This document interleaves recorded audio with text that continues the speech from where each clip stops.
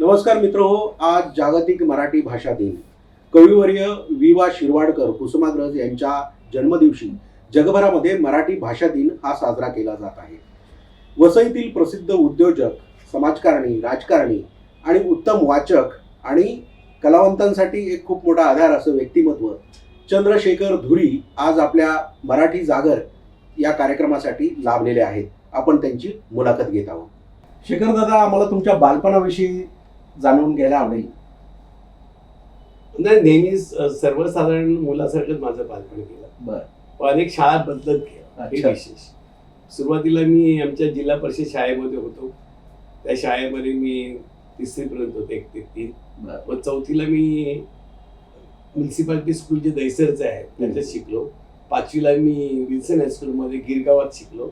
आणि 6वी, 7वी, 8वी आणि 9वी ही मी अभिनव विद्यालय जे वर्कर स्कूल जे आता झालंय तिथे शिकलो. आणि 11वी 12वी मी इंग्लिशला शिकलो. असं माझं सारे जीवन अगदी व्यवस्थित शांतपणे झालं. शाळेमध्ये कसे विद्यार्थी होतात तुम्ही? शाळेमध्ये सर्व स्पर्धांमध्ये भाग घेणारा आणि व्यवस्थित वेळेवर अभ्यास करणारा आणि इतर मित्रांशी चांगल्या गप्पा गोष्टी करणारा आणि भरपूर मित्र परिवार असलेला माझा जीवन होतं, शालेय जीवन. शेखर दादा, महाविद्यालयीन जीवनामध्ये असताना तुम्ही प्राचार्य पु. द. कोडोलीकर यांनी तुमच्याबद्दल सर्वस्पर्शी या पुस्तकामध्ये जी प्रस्तावना लिहिलेली आहे त्याबद्दल आम्हाला जाणवत आहे. कोडोलीकर सर आम्हाला नेहमी गुरुस्थानी आहेत. कोडोलीकर सर, मी जेव्हा शेवटच्या वर्षाला असताना कोडोलीकर सर प्राचार्य म्हणून आमच्याकडे आले.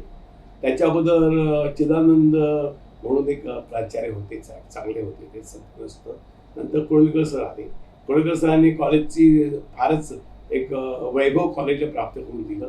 कला, क्रीडा, शिक्षण सर्व क्षेत्रात कॉलेज बहरलं. त्याच्यानंतर त्यांची मित्रांशी विद्यार्थी मित्र म्हणून ते प्रत्येक विद्यार्थी त्यांची मैत्री होती. विद्यार्थ्यांचं कुठलंही आमंत्रण असो, अगदी घरची सत्यनारायणची पूजा जरी असली तरी सर संध्याकाळी उपस्थित राहायचे. असं सरांचा एक संबंध सर्व विद्यार्थ्यांबरोबर होता. सरांचं विशेष अजून म्हणजे की माझे जे वडिलांचे ते चांगले मित्र झाले इथे आल्यानंतर, पण त्याच्यापूर्वी ते वेंगुर्ल्यातील खर्डेकर कॉलेजमध्ये असताना माझे सासरे महादेवराव दळवी हे तिथे त्या कॉलेजमध्ये मिलिटरी शिक्षण घेण्यासाठी जायचे. त्यामुळे माझे सासरे बुवांशी त्यांचे संबंध चांगले होते, ओळख होती. असे आमचं दोन्ही बाजूनी आणि सर्व बाजूनी कोडोलीकर सरांशी संबंध होते. सर, कॉलेजमध्ये असताना तुम्ही विद्यापीठ प्रतिनिधी होता. त्याच्यानंतर सगळ्यात महत्वाची गोष्ट म्हणजे वर्तक कॉलेजमध्ये जो छत्रपती शिवाजी महाराजांचा पुतळा आहे तो बसवण्यामध्ये तुम्ही अग्रेसर होतात. याबद्दल आम्हाला सांगा. वसई कॉलेज हे खरं म्हणजे मला माझ्यासाठी संघटन कौशल्य शिकणं वगैरे जे काय आहे किंवा मित्र जमवणं यासाठी मला उपयोगी पडलेलं एक स्थान आहे. पद्मश्री भाऊसाहेब वर्तकांनी ती स्थापना त्याची सर्व पक्षाच्या लोकांना घेऊन केली. त्याचा जो अनेक विद्यार्थी त्यातून जे निर्माण झाले, ज्याने पुढाकार घेऊन काही गोष्टी केल्या, त्याच्यापैकी एक मी आहे. आणि हे मला विनयाने सांगायला बरं वाटते. कॉलेजमध्ये पुतळा बसवायच्या अगोदर पहिला मी 3ऱ्या वर्षात असताना मी कॉलेजचा GS होतो, विद्यार्थी मंडळाचा सेक्रेटरी. त्याच्या आदल्या वर्षी मी मराठी वर्ग मंडळाचा सेक्रेटरी होतो. शेवटच्या वर्षी मी युनिव्हर्सिटीवरती निवडून गेलेलो. नंतर झालेल्या माझी विद्यार्थी संघटनेच्या मध्ये मी सेक्रेटरी म्हणून निवडून आलो आणि अध्यक्ष होते प्रोफेसर विन्सेंट म्हणून अध्यक्ष होते त्यावेळेस. आणि मी अध्यक्ष त्याच वेळेस छत्रपती शिवाजी महाराजांची 300व्या राज्याभिषेकाची कार्यक्रम आणि तो उत्सव आणखी त्याबद्दल संपूर्ण देशभर मोठे मोठे कार्यक्रम चालू असताना आम्ही पण हा एक प्रस्ताव मांडला की ते प्रवेशद्वारावर शिवाजी महाराजांचा, ज्यांनी हिंदवी स्वराज्याची स्थापना केली, त्यांचा इथे पुतळा असावा जो विद्यार्थ्यांना स्फूर्ती देत राहील. आणि मग कॉलेजच्या परवानगीने आणि मॅनेजमेंटच्या परवानगीने आम्ही तो कार्यक्रम तिथे तो पुतळा माझी विद्यार्थी संघाकडे बसवला. सर, बाबा आणि बँक हे तुमचं सर्वस्पर्शी पुस्तकामध्ये नमूद केलेलं आहे. खरं तर स्वर्गीय शांताराम धुरी आणि वसई यांचं खूप मोठं नातं आहे. त्यांनी जी वसई जनता सहकारी बँकेची स्थापना केली याबद्दल तुम्हाला काय सांगायचं?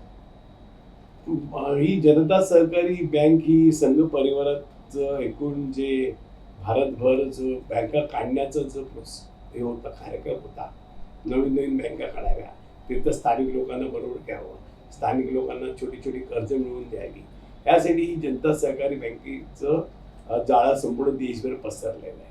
त्याच्यामध्ये वसई जनता सहकारी बँकेची सुरू करावी असं आमचे बाबांचे जे मित्र होते डोंबिवलीचे नगराध्यक्ष श्रीपाद पटवारी हे माझ्या वडिलांशी बोलले आणि वडिलांनी मग ती वसईतल्या मंडळींना घेऊन संघ परिवाराने एकत्र येऊन त्याच्यात भाऊ पाटकर होते, यशवंतराव गायकवाड होते, शर्विदेव पितळे होत्या, आपले अरविंद पेंडसे होते, त्याच्याशिवाय रघुनंदन दिघे होते, प्रदीप किणी, गजाभाऊ निजाई, अशी सगळ्या लोकांना घेऊन माझ्या वडिलांच्या अध्यक्षतेखाली ती बँक स्थापन झाली आणि वडील माझे 11 वर्ष त्या जनता सहकारी बँकेवरती अध्यक्ष म्हणून होते. दादा, रामभाऊ नाईक जे उत्तर प्रदेशचे राज्यपाल होते, यांची आणि तुमची पहिली भेट तुंगारेश्वरला झालेली, त्याबद्दल? नाही, रामभाऊंबद्दल मी तेव्हा काय एवढी प्रसार माध्यम किंवा ही सोशल मीडिया काय नव्हता तेव्हा. जे काय पेपरमध्ये वाचून होतं आम्ही नाव वाचून होतं मी, पण प्रत्यक्ष त्यांना कधी बघितलं नव्हतं. तुंगारेश्वरला झालेल्या तेव्हा इमर्जन्सी सगळ्या गुप्त बैठका व्हायच्या. त्याच्यात मला जी युवकांची मुंबईच्या जनसंघाच्या युवक आघाडीची जी मीटिंग झाली, त्या मीटिंगमुळे मला रामभाऊंचं तिथे दर्शन झालं. मी तेव्हा विचारलं कोण गृहस्थ आहे म्हणून त्यांच्याजवळ मला ते अरुण देव जे मुंबईचे अध्यक्ष होते ते घेऊन गेले आणि त्यांनी मला विचारलं की मी म्हटलं कोण, चल तुला घेऊन जातो. आणि रामभाऊच मला बोलतात तू शांताराम तुरींचा मुलगा नाही रे, तू कॉलेजवर निवडून आलायस ना, असं. मग म्हटलं हो हो. मग त्यांनी मला सवड तिथून माझी रामभाऊंची माझी भाव संबंध जोडले.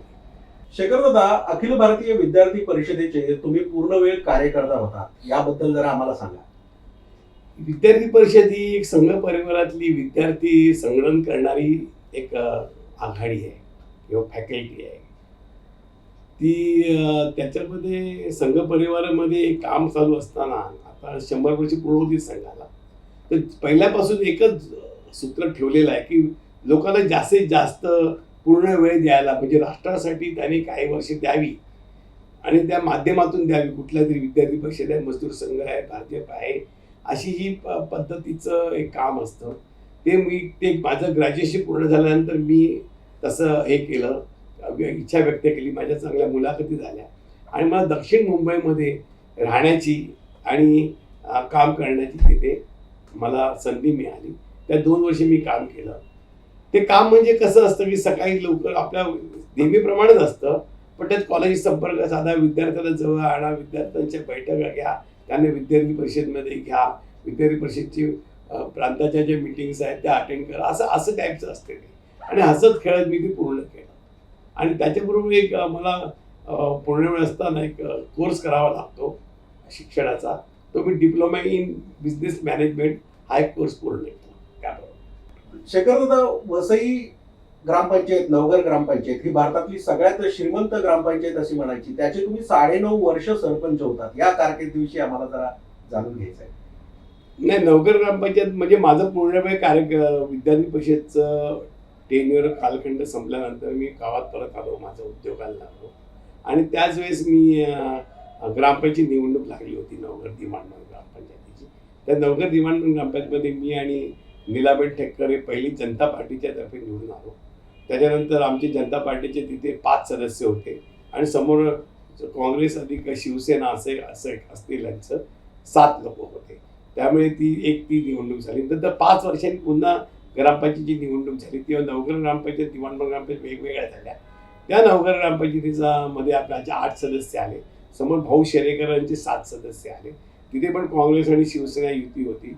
इथे भाजप आम्ही एकत्र भाजप होतं आणि भाजपचे 8 सदस्य निवडून आले, त्यांचे 7 आले. मी सरपंच झालो, सुधाकर मानुशाली उपसरपंच झाले. अशा रीतीने ती ग्रामपंचायत आमच्या ताब्यात आली म्हणा किंवा आम्हाला संधी मिळाली सेवा करायची लोकांची. आणि त्याच्यात आम्ही भरपूर कामं केली. जी अडकलेली कामं होती गेली 10-15 वर्ष, शाळा उभारणीसारखं ते काम आम्ही पूर्ण केलं. गटर आणि याच्या समस्या भरपूर भरमसाठ होत्या रस्त्याच्या, त्या आम्ही पूर्ण केल्या.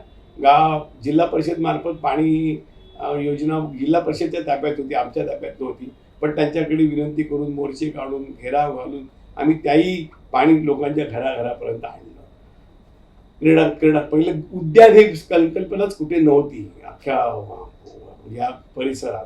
तर आम्ही उद्यान आमचं पहिलं साईनगर एक छोटं बाल उद्यान आम्ही सुरू केलं आणि असं ते सुद्धा लोकांच्या लोकवर्गणीतून सुरू केलं. अशी भरपूर कामं जी ग्रामपंचायतमध्ये Hindi English medium Hindi school, Marathi medium school आणि गुजराती मीडियम माध्यमाच्या शाळा आम्ही सुरू केल्या. स्ट्रीट लाईटसारखी कामं केली, मोठे मोठे महोत्सव उभे केले, कामगारांचा क्रीडा महोत्सव आणला. असं सर्व वेगवेगळे कार्यक्रम करायचो. दर 26 जानेवारीला आम्ही सगळ्या शाळेतल्या मुलांना एकत्र आणायचो आणि त्यांच्या वक्तृत्व स्पर्धा आणि देशभक्तीपर गीत गायन स्पर्धा अशा साईनगरच्या मैदानावर घ्यायचो. असे पुष्कळ प्रकारचे कार्यक्रम जे लोकांना पाहिजे ते आम्ही सर्व करायचो. आम्ही जे शाळागृह बांधलं त्याच्या सभागृहामध्ये अनेक कार्यक्रम झाले. त्या कार्यक्रमाचं जर तुम्हाला माहिती दिली तर तुम्हाला अजून वेळ जाईल, पण त्याचं ते एक स्थान मिळालं. तेव्हा गावामध्ये लग्न समारंभाला किंवा कुठलाही कार्यक्रम करायला असा हॉल नव्हता, सभागृह नव्हतं. ते सभागृह पण आम्ही उपलब्ध करून दिलं. शेखरदादा, वसई ग्रामपंचायत ते आज वसई विरार महानगरपालिका आहे. हे जे स्थित्यंतर आहे हे तुम्ही स्वतः डोळ्याने बघितलेलं आहे. याबद्दल जरा तुम्ही माहिती सांगा. नाही, ग्रामपंचायत ते नगरपालिका ही सरकारी प्रोसेस आहे. त्यासाठी नगरपालिका पाहिजे म्हणून इथे संघर्ष समितीने फार मोठा बंद वगैरे पुकारून सतत धरणं धरून 10 दिवसाचं असं करून ती सर्व नगरपालिका झाली. त्या नगरपालिकेमुळे लोकांच्या जनजीवनामध्ये एक सुखसोयी निर्माण झाल्या. कारण जे ग्रामपंचायत करू शकत नव्हती ती नगरपालिका करायला लागली. पाणी पुरवठ्यासारखी योजना सुद्धा नगरपालिकेच्या ताब्यात आली आणि 4 नगरपालिका ज्या वसई तालुक्यातल्या आहे, वसई आहे, विरार आहे, सोपार आणि वसई स्टेशन, ह्या सगळ्यांनी मिळून एक चांगलं प्रोजेक्ट उभे केले. स्मशानभूमीमध्ये सुधारणा झाल्या, त्याच्याशिवाय शाळामध्ये काही गोष्टी देता आल्या. अनेक मोठी सरकारी अनुदानं नगरपालिकेला मिळतात, ग्रामपंचायतला मिळत नाही. त्याचा फायदा तेव्हा नगरपालिकांना झाला. त्याच्यातून भरपूर मोठी कामं झाली. असे स्थित्यंतर असं हळूहळू होतच असतं. शासनाचे जे नियम आहेत की महापालिका कधी करावी, नगरपालिका हे असं असं करत आता शेवटी महापालिकेवरती सर्व एकत्र. त्या महापालिकेमुळे बांधकाम परवानग्या पण महापालिकेकडे आल्या, अग्निशमन दल आलं महापालिकेकडे, हॉस्पिटल्स आली. अशी मोठ्या मोठ्या स्कीम्स ह्या महापालिकाकडे आल्या. जशी लोकवस्ती वाढते तशी स्थित्यंतर वाढत असतात. दादा, तुम्ही एक उत्तम वाचक पण आहात, तर तुम्हाला सध्या आवडलेली पुस्तकं कुठली आतापर्यंतची? मला लोक सुचवतात ही पुस्तकं वाचा, तशी पुस्तकं वाचा. मी कधी कधी शोधून पण पुस्तकं वाचनालयाला भेटी देतो. मी स्वतः एक वाचनालय सुरू केले, डॉक्टर केशव बहिराम हेडगेवार नावाचं वाचन नाव असलेलं. ग्रामपंचायतीच्या वेळेस मी ते सुरू केलं. आता महापालिकाही सुद्धा ते चांगल्या रीतीने चांगलं चालवते. मला आवडलेल्या पुस्तकांमध्ये म्हणजे मला श्री ठाणेकर नावाचा एक मुलगा आहे, तो बेळगावचा मूळचा. तो कशी आपली प्रगती करत करत बिझनेस करत करत अडथळ्याची शर्यत त्याच्या मागे लागली होती. म्हणजे नापास झाला हे त्याला कळते, पण परत शोधलं तर पास होतो. ॲडमिशन मिळत नाही तरी त्याला ॲडमिशन मिळते. तो त्याला झोपायचा प्रॉब्लेम होता म्हणून तो कॉलेजमध्ये नोकरी करत तिथेच प्रयोगशाळेत झोपतो. असं वेगवेगळे करत करत तो मुलगा आत्ता भारतातले जी लंडन अमेरिकेमध्ये जी काही श्रीमंत मराठी लोक आहेत त्या पहिल्या 10 मध्ये त्याचा नंबर लागला आहे. असं एक पुस्तक आहे श्री ठाणेकर, आणि तो आता आमदार म्हणून निवडून आलाय अमेरिकेमध्ये, डेट्रॉइट. त्याच्यानंतर लंडनच्या आजीबाई ही एक पुस्तक मला स्वतः प्रतापभाई खोकाणी यांनी सुचवलं. ते वाचतो मी, आणून वाचलं ते, की एक अशिक्षित बाई जी कोनपटावरती मिरच्या कोथिंबीर विकणारी बाई, कुठेतरी वाई सातारा साईडला, ती लंडनमध्ये जाऊन ती 5 स्टार हॉटेल उघडते. अशी तो प्रवास आहे लंडनच्या कथा, लंडनच्या आजीबाईची. ते पुस्तक मला आवडलं. तर गार्गी अजून जिवंत आहे म्हणून मला फ्रँक डिसोजा आपटे आमचे नगरसेवक त्यांनी पुस्तक वाचायला सांगितलेलं, ते वाचलंय मी. त्याच्यामध्ये मला ते कळलं की एक मुलगी स्मशानभूमीमध्ये जाऊन लाकडं लावून आपली कशी ती अंत्यविधी जे असतात मेल्यानंतरचे ते करते, कशी त्याचं ती उद्योग म्हणून ती कशी त्याच्यात रूपांतर करते. आणि नंतर तिला घाटोंकी मलिका म्हणून अलाहाबाद महापालिका अवॉर्ड देते. अशी गुलाबबेन त्रिपाठी म्हणून ती ब्राह्मण बाई आहे, ती अग्निसंस्कार करायची, जे काम करायची, त्याच्यावर बेतलेलं पुस्तक आहे. त्याच्यानंतर मला आवडलेली पुष्कळ पुस्तक आहेत. मी माझं या धडपड ह्याच्यामध्ये पुस्तकामध्ये ते मला आवडलेल्या पुस्तकांवरती पण केली आहे. दादा, तुमचे सर्व पक्षामध्ये मित्र आहेत. इगी मिंजीस नावाचा एक तुमचा मित्र, त्याच्या शोकसभेच्या कार्यक्रमात तुम्ही बोलला होता, त्याबद्दल जरा आम्हाला माहिती द्या. मी कॉलेजमध्ये असताना पुराच्या पुरा संघमय होतो. म्हणजे कसं हाफ पॅन्ट घालणारा वगैरे असं होतं, साधा सुधा भोळा बापडा, बरं. कमी बोलणारा किंवा कदाचित देश वगैरे असाच लोकांना विचार करणारा. इगी मला भेटला असाच कुठल्या तरी कार्यक्रमामध्ये. तेव्हा इगी हा विद्यार्थी नेता होता हे नंतर कळलं मला. इगीच्या बोलण्यातून भेटीगाठीतून मला पण वाटलं आपण पण काहीतरी कॉलेजमध्ये ॲक्टिव्हिटीजमध्ये जास्तीत जास्त सहभाग घ्यायला पाहिजे. आणि मग असं त्याच्याने त्याने जे मला पॉलिश केलं त्याच्यातून मी विद्यार्थी नेता झालो, कॉलेजमध्ये निवडून यायला लागलो. आणि विद्यार्थी मंडळाचा चिनॉय कॉलेजचा इगी अध्यक्ष होता आणि मी पण इथे त्याला GS म्हणतात असं होतं. पण आमचे एकदम मधुर संबंध होते. तो जे युवक काँग्रेसच्या ॲक्टिव्हिटीज राजकीयच्या पलीकडच्या, म्हणजे रेल्वे बंद करा, बाराडापीची गाडी आणा, काही पोस्टर्सवर त्याची हे होती, प्रतीक विरोध होता, त्याच्यात त्याला मत अशी त्याची सर्वधर्म शांती यात्रा असं जे इगीनी करायचं त्याला मी माझ्या सहकाऱ्यांसकट त्याला पूर्णपणे तनमन धनपूर्वक त्याला मदत करायचो. इगी हा एक अतिशय सच्शील आणखीन आध्यात्मिक प्रवृत्तीचा माणूस होता आणि त्यामुळे मला तो फार आवडायचा.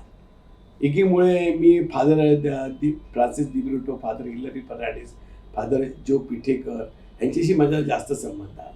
नंतर असं झालं की सरपंच मी असताना इगी आमच्याबरोबर सतत असायचा आणि माणिकपूर चर्चेचे धर्मगुरू होते फादर जो पिठेकर, ते आमच्या कार्यक्रमात सतत असायचे. लोकांना आश्चर्य वाटायचं, यांच्या ग्रामपंचायत सदस्यांमध्ये एक पण ख्रिश्चन कोणी सदस्य नाही, पण फादर आहे. पण आम्हाला त्या फादरांचा फार उपयोग झाला. त्या फादरांनी आम्हाला अजूनही सुद्धा मार्गदर्शन करतात मला. आणि त्यावेळेस ते आमच्या प्रत्येक ग्रामपंचायतीच्या कार्यक्रमाला, त्यामुळे कार्यक्रम सक्सेस व्हायला लागले. वसईतील ख्रिस्ती समाजाचं योगदान साहित्यामध्ये म्हणा, उद्योगामध्ये म्हणा, याबद्दल जरा तुम्ही लिहिलं होतं, ते त्याबद्दल आपल्याला सांगा. वसईचा ख्रिस्ती समाज मुळात शिस्तबद्ध, मितभाषिक आणि संस्कारक्षम लोक आहेत, आध्यात्मिक लोक आहेत. त्यांचं डॉमिनिक गोन्साल्विस आणि काही फादर्स अगोदर ह्यांनी जी काही सहकार चळवळ वसईमध्ये आणली ती ह्या ख्रिश्चन समाजाने डोक्यावर घेतली आणि त्याच्यातून समजलं की उद्योग केल्याने काय फायदे होतात. त्याच्यामध्ये मुळे आणि कॅथोलिक बँक एवढी पहाडासारखी मागे उभी असताना आपण का करू नये असं ख्रिश्चन समाजातल्या तरुणांना नक्कीच वाटलं असेल. आणि त्यांनी अतिशय उत्कृष्टपणे अनेक उद्योग ते करत आहे आणि आपण बघतो त्याचा त्या उद्योगांचा फायदा ते अनेकांना दानधर्म करून पण त्यांनाही मदत करत आहे. शेखर दादा, तुमच्या आईच्या नावानं, शारदा धोरी यांच्या नावानं कार्डिनल ग्रेशियस हॉस्पिटलमध्ये तुम्ही एक्सरे डिपार्टमेंटसाठी सामाजिक दायित्व दिलेलं आहे, तर याबद्दल जरा आम्हाला माहिती द्या.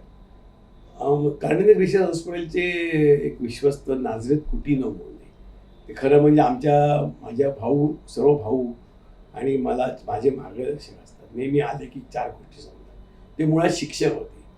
आता त्यांचं वय 85च्या वर वय आहे आणि सहकारी क्षेत्रामध्ये पण त्यांचं मोठं काम आहे. तर त्या सरांचं आमचं ट्युनिंग चांगलं जमलं. त्यांनी माझ्या भावाला सांगितलं, अरे एक एक्सरे डिपार्टमेंट तुमच्यातर्फे द्या. तर आम्ही ते सगळ्यांनी एकत्र येऊन मग ते पैसे देऊन वगैरे त्यांचं जे काय होतं ते कसं करून ते एक्सरे डिपार्टमेंट आमच्या आईच्या नावाने उभं केलं. आम्ही त्याच्या अगोदर माझ्या वडिलांनी एक रुग्ण काय म्हणतात रूम किंवा खोली ही डोनेट केली होती या आपल्या कार्डिनल ग्रेशियस हॉस्पिटलला. आणि कार्डिनल ग्रेशियस हॉस्पिटल आणि आमची धुरी कुटुंब हे एकत्र नेहमी असतात कुठल्याही कार्यक्रमात. शेखर दादा, कॉर्पोरेट सोशल रिस्पॉन्सिबिलिटी हा आत्ता शब्द प्रचलित झालेला आहे, पण स्वर्गीय शांताराम धुरी आणि धुरी परिवार यांनी वसईसाठी खूप पूर्वीपासून देणग्या देणं, सामाजिक कार्यात सहभाग करणं, याबद्दल जरा आम्हाला सांगा. नाही, माझे आजोबा महादेवराव धुरी आणि आमचे सर्वच वडील, माझे काका, माझे भाऊ, हे सर्व लोकांना देण्यासाठीच जवळजवळ त्यांचं काम असतं. माझे वडील नेहमी म्हणायचे, लोकांना देऊन उरलेलं आपलं आहे, लक्षात ठेव. माझा मित्र महेश आपटे पण म्हणायचा, आपल्या कमाईवर समाजाचा हक्क आहे. आणि आम्ही तसंच सगळे स्वाभाविकपणे वागला. आम्हाला काय त्याचा कोणी अवडंबर करावा लागला नाही. आमच्या मराठा समाजाला सांस्कृतिक हॉल मिळवून त्याच्यात आम्ही तो मिळवून दिला. त्याच्यानंतर उमेदमधल्या आखरी शिक्षण विद्यालयाला आम्ही शाळा बांधून दिली. त्याच्यानंतर समायुक्ती मंडळासाठी एक मोठा हॉल बांधून दिला. अजून त्यातील पहिला मजला बांधायचा मनोदय मी त्यांना सांगितलेला आहे. त्याच्याशिवाय कार्डिनल केशव हॉस्पिटलचं आपण आता चर्चा केलीच. त्याच्यानंतर वसईच्या अंधदुःख निवारक मंडळाचा नेहमी प्रॉब्लेम असायचा की त्यांचा मोतीबिंदू झाल्यानंतर ऑपरेट झाल्यानंतर कसं त्याला पहिल्या माळ्यावरती घेऊन जायचं, त्याला आराम करायला. तर त्यासाठी लिफ्ट पाहिजे होती. ती लिफ्ट मी मिळवून दिली. त्याच्यानंतर वसईचं आमचं MG परुळेकर स्कूल आहे, त्यांना शाळा पाहिजे होती CBSE स्कूलसाठी. ते मी त्याला अख्खी इमारत त्यांना जवळजवळ विनामूल्य त्यांना दिली काही वर्षासाठी. असं काही वेगवेगळं माझं चालूच असतं. हनुमान मंदिरात आमचं नेहमी गळायचं स्लॅब, त्यावेळी भक्तांवरती मी पावसाळ्यात त्रास व्हायचा चिखलवार, त्यांना अख्खा मजला मी वरती बांधून दिला. त्यानिमित्ताने पूर्ण मंदिर जीर्णोद्धार झालं. तळमधला अधिक 3 माळ्याची मोठी बिल्डिंग या मंदिराची झालेली आहे. असे छोटे छोटे कार्यक्रम मी करत असतो आणि मला आवडतात ते करायला. शेखर दादा, 2014ला नरेंद्र मोदी यांची सत्ता येण्याच्या अगोदर तुम्ही एक भाकीत केलं होतं एका पत्रकाराच्या वाढदिवसाच्या कार्यक्रमामध्ये, आणि 2014ला सत्ता आली. मला सांगा, नरेंद्र मोदींचे तुम्ही एवढे फॅन आहात, तर नेमकं काय हे, म्हणजे कसे काय एवढे तुम्ही त्यांचे फॅन? नाही, नरेंद्र मोदी ही संघ परिवारातून घडवलेलं एक गोळा आहे समजा, की त्यातून तो लोकांना आता समजतंय की काय नेमकं हे लोक करतात इतके वरच्या देशामध्ये. नरेंद्र मोदी हा एक विशेष रसायन आहे. त्याच्या बोलण्यातून तुम्हाला हू कसं कधी येणार नाही. पाठांतर एवढं की कुठल्याही स्टेटमध्ये जावं तो त्यांच्या भाषेत बोलतो, त्यांच्या पुस्तकांच्या गोष्टी करतो, त्यांच्या संतांच्या गोष्टी करतो, त्यांच्या समाज सुधारकांच्या गोष्टी करतो, स्वातंत्र्य सैनिकांच्या गोष्टी करतो. त्याला पूर्णपणे त्या एरियाची माहिती आहे. कारण तो माणूस गेली 50 वर्ष हे RSSचंच काम करत आहे. हे त्याला आता मिळालेलं एक पद आहे की ज्याच्यातून तो मुख्यमंत्री पंतप्रधान झाला. नरेंद्र मोदी समोर एक मोठी विजन आहे असं मला वाटते. मी कुठे वाचलेलं आहे किंवा ऐकलं नाही की तो जो देश पहिला अखंड होता आपला, भूतान, बांगलादेश, पाकिस्तान, श्रीलंका, ह्या सगळ्यांना एकत्र करून एक भारतीय एक मोठी महाशक्ती उभी करायच्या मागे तो ठामपणे उभा आहे. आणि त्यासारखे त्यांनी ती आपली फलटण तयार केलेली आहे, साखळी तयार केली आहे. आणि सगळी पूर्णपणे एकच विचार आहे, देशाचा अखंड भारत कसा व्हावा. आणि त्याच्यामध्ये काय धर्म परिवर्तन वगैरे हा विषय नाही आहे. ह्याच्यामध्ये सगळ्यांनी एकत्र येऊन एक सर्व सुफलाम सुजलाम व्हावं आणि भारत हा जगामध्ये नंबर 1 देश व्हावा असं मोदींचं एक स्वप्न आहे, असं मला त्यांच्या एकूण बोलण्यावरून, त्यांच्या देहबोलीवरून वाटते. म्हणून मी त्यांचा, माझ्यासारखे हजारो करोडो लोक त्यांचे फॅन आहेत. शेखर दादा, विनय सहस्त्रबुद्धे, त्याच्यानंतर आपले गोव्याचे मुख्यमंत्री पर्रीकर यांच्याशी तुमचा स्नेह आहे, रामभाऊ म्हाळगी, याबद्दल जरा सांगा. नाही, विद्यार्थी परिषदचं काम चालू असताना माझं विनय सहस्त्रबुद्धे आणि आजचे आघाडीचे म्हणजे अरुण जेटलीपासून संबंध आले. म्हणजे मी त्यांना विविध बैठकात बघायचो. पण विनय सहस्त्रबुद्धेंबद्दल आमचं अजूनही संबंध आहे. प्रकाश जावडेकर आहेत त्याच्यामध्ये. अशी ही मंडळी जी विद्यार्थी दशेतून घडली गेली ती एक वेगळी ज्वाज्वल्य विचाराची, देशासाठी काम करणारी अशी मंडळी आहेत. रामभाऊ म्हाळगी फक्त आमच्या घरी वडिलांची मित्र होते म्हणून आलेले, आणि पर्रीकरांना आपल्या वसईचे जावई म्हणून मी त्यांना असं पार्ल्याच्या एका कार्यक्रमात त्यांना भेटलेलो. इतकेच माझे संबंध आहे. स्वर्गीय प्रमोद महाजन हे देखील आपल्या दुकानाला आलेले, इकडे शाळेचं उद्घाटन केलेलं तुमच्या, या आठवणीबद्दल. हो, खरं. प्रमोद महाजन एक मोदींसारखाच एक व्यक्तिमत्व होतं, पण दुर्दैवाने त्यांचं लवकर निघून गेले ते. प्रमोद महाजनांनी भाजपला आधुनिक बनवलं. 21व्या शतकाकडे प्रमोद महाजनही भाजपला घेऊन गेले. भाजपमध्ये जी काही लोक होती त्या लोकांना त्यांनी सव्वापट काम करायला शिकवलं. महाजन एक जादू होती. आमच्या जेव्हा शाळेचं उद्घाटनासाठी त्यांना मी आणलं तर ते म्हणले की माझ्या हातून कुठल्या तरी शासकीय इमारतीचं उद्घाटन होते, पहिल्यांदा होते. पण त्यांनी जेव्हा ते आले तेव्हा त्यांनी सर्वांना जिंकलं आणि अतिशय कुशाग्र बुद्धिमत्ताचा माणूस आपल्यातून तेव्हा निघून गेला. ते फार वाईट. मित्र, आपणास सांगण्यास आनंद होत आहे की चंद्रशेखर धुरी यांचं 12 मार्चला धडपड नावाचं पुस्तक स्वतःच्या अनुभवावर हे प्रकाशित होत आहे. उत्तर प्रदेशचे राज्यपाल माजी रामभाऊ नाईक हे वसईमध्ये येणार आहेत. दादा, आम्हाला धडपड विषयी जरा तुम्ही सांगा.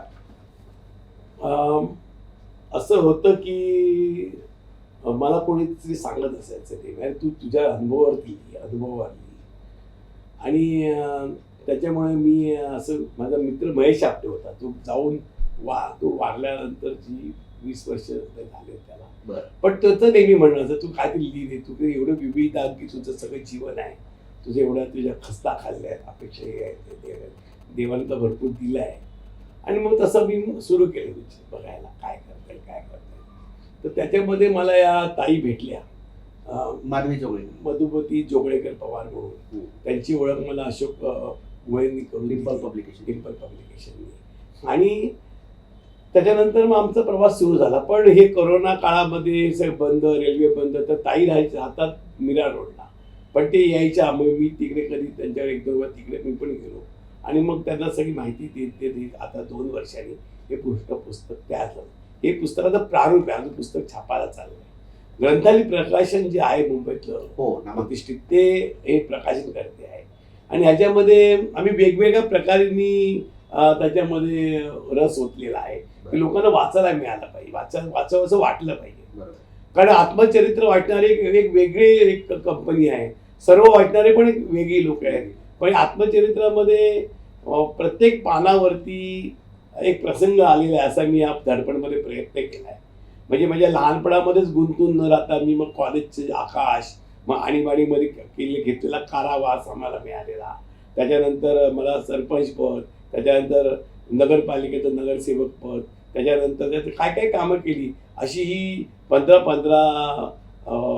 पानांचं एक गोष्ट आहे म्हणा आणि ही 35 गोष्टींचे पुस्तक होते त्याच्यामध्ये माझ्या संस्मरणे मी कार्यक्रम कोणते केले मला कुठले कार्यक्रम आवडले अशी वेगवेगळे आहेत त्याशिवाय माझ्या जीवनात काही घटना ज्या घडल्या त्या आहेत त्याच्यानंतर मी कसे लोकांचे प्रश्न सोडवले त्याचे एक नमुने आहेत त्याच्यानंतर कोरोना काळ होता म्हणून कोरोना काळावरती 10 पानं आहेत ह्याच कोरोना काळामध्ये राम जन्मभूमीचं जे अयोध्येचं मंदिर जे आमचं श्रद्धास्थान आहे तिथे मंदिर बांधण्याचं जो निधी संकलन झालं मोदीजींच्या हस्ते भूमिपूजन झालं त्याचा उल्लेख आहे असं विविधांगी असलेलं पुस्तक जे आजपर्यंत काय घडलं हे त्याच्याच गोषवारा पुरा घेतलेला आहे माझ्या जवळजवळ 66 वर्षाचा गोषवारा याच्यामध्ये आणि तो लोकांच्या समोर मी सादर करत आहोत आधी प्रेरणा घेतली कुठून मी तर राम नाईकांनीच जी पद्धत आहे कामाचा अहवाल देण्याची त्याच्यातून ही प्रेरणा दिली पण रामभाऊसारखं काय मी फार मोठं काम केलं नाही आहे त्यामुळे मला माझ्यावरच द्यावं लागलेलं आहे